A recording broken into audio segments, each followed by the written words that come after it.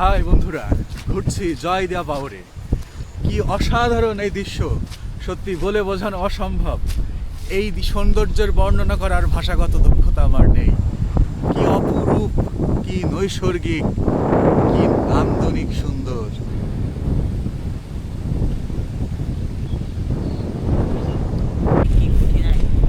ওই ওদিকে।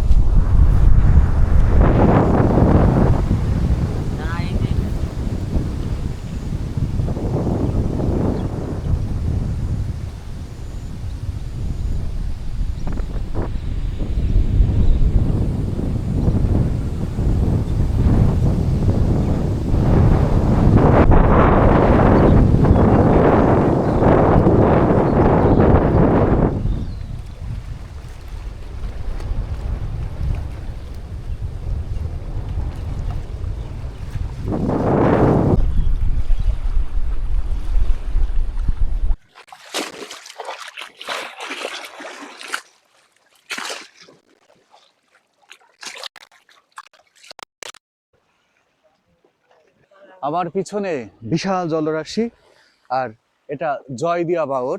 দেখতে পাচ্ছেন কি বড় বড় ঢেউ আসছে বাতাসের তোড়ে, এবং সেই ঢেউগুলো এসে আসতে পড়ছে পারে। এখানে মনে হচ্ছে যে একটা সামুদ্রিক ভাব, সমুদ্রে বেড়াতে গেলে যেমন একটা ভাব থাকে, এই জায়গায়ও এখানে যে পাড়টা আছে, এখানে মনে হয় গোসল করা যাবে।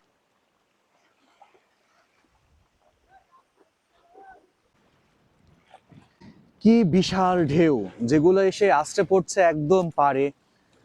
আর কি অসাধারণ, কি অসাধারণ লাগছে। জয়দেয়া বাওরের এই নৈসর্গিক পরিবেশ দেখার জন্য এই বর্ষা বাদলার মধ্যেও চলে এসেছি, এবং এসে যে রূপটা দেখতে পাচ্ছি, সত্যি এই রূপটা, জয়দিয়া বাওরের যে এত সুন্দর রূপ, এই জয়দিয়া বাওরে বসেই যে সামুদ্রিক একটা অনুভূতি পাওয়া যায়, সেটা এই মুহূর্তে না আসলে বুঝতে পারতাম না। কি জোরে জোরে পাড়ে এসে আসতে পড়ছে ঢেউগুলো।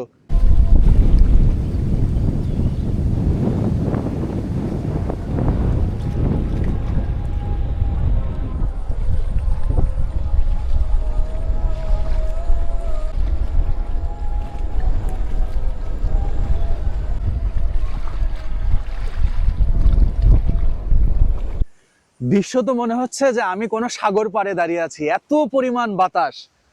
এই যে বিশাল জলরাশি দেখতে পাচ্ছেন, এটা কিন্তু কোনো নদী নাই, এটা হচ্ছে জয়দিয়া বাওর। জয়দিয়া বাওরে আমি এর আগে অনেকবার এসেছি, কিন্তু জয়দিয়া বাওরের এই রূপটা কখনো দেখা হয়নি। আজ বর্ষার মধ্যে এই জায়গায় এসে আমি একদম বিমোহিত, যে কি বড় বড় স্রোত আসছে জয়দিয়া বাওরের, আর কি পরিমাণ বাতাস।